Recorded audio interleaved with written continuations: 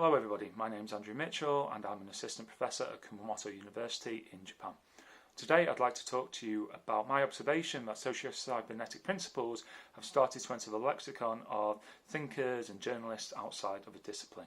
And the reason I think this is happening is because many disciplines lack the way to describe what is happening, and a systems approach really has quite a good analytical strength, I find, when it comes to describing these issues.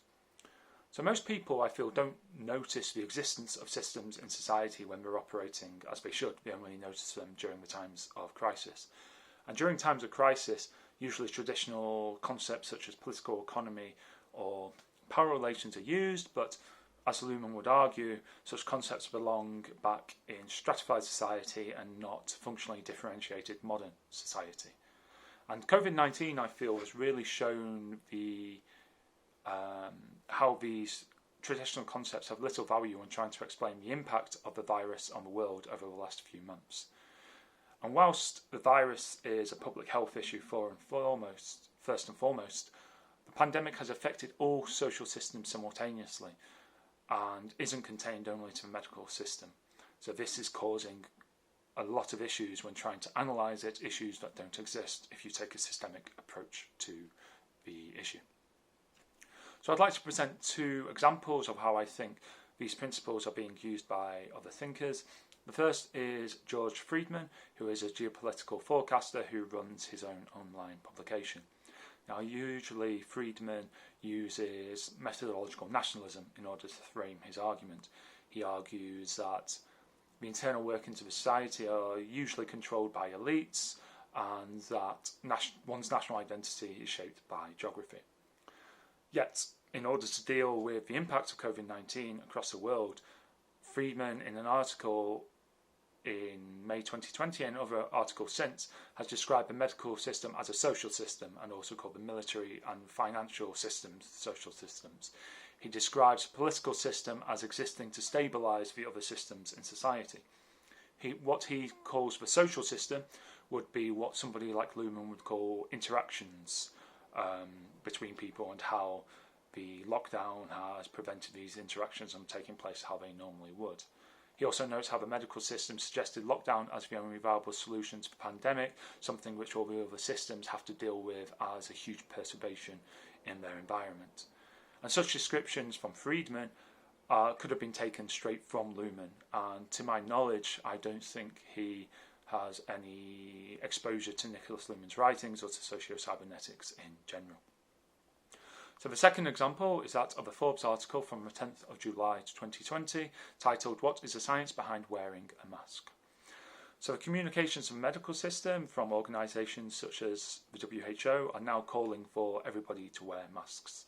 And in normal times, I feel such communications would likely be accepted, even if they weren't acted upon. However, today we find routine rejection of such communications due to their observation at the second order. Trust in the communications of the medical subsystem have vanished, and what is emerging is the questioning of communications from social subsystems in ways that I believe has no parallel in recent memory, at least in Western countries. So, for example, many of the American population are questioning wearing masks through the observation of them as an impingement on their constitutional freedoms. The article I mentioned also discusses the science behind wearing science of wearing masks, talking about aerodynamics and the airflow of masks and how this prevents virus spread. So these socio-cybernetic principles can help explain why communication is rejected and what we have in place on the second order.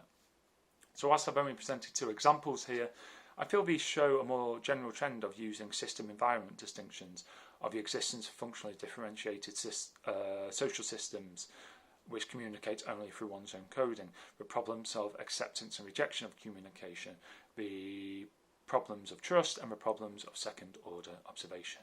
And I'm sure there are plenty of other principles which are being used, and I look forward to hearing about them during the conference. So as such, usage is superficial? I don't think so. I feel that Friedman's use of socio-cybernetic principles could have been taken straight from Luhmann, and I feel that the way that communications are now analysed from the second order is becoming quite pervasive in the news media in ways that I'm not sure I've seen, at least in terms of when it comes to discussions on medical health. And do I think that the use of such socio-cybernetic principles is here to stay? I think so. I think this is also a yes. I think socio-cybernetics as a discipline is both open and unideological, which means that one can use some of its concepts without having to accept so many suppositions in order to make use of it. So this is one of the strongest aspects of socio-cybernetics, and I hope that its principles will find wider use once their effectiveness at describing the current situation is seen by more and more. So thank you very much for watching this video. I look forward to seeing all of you at the conference.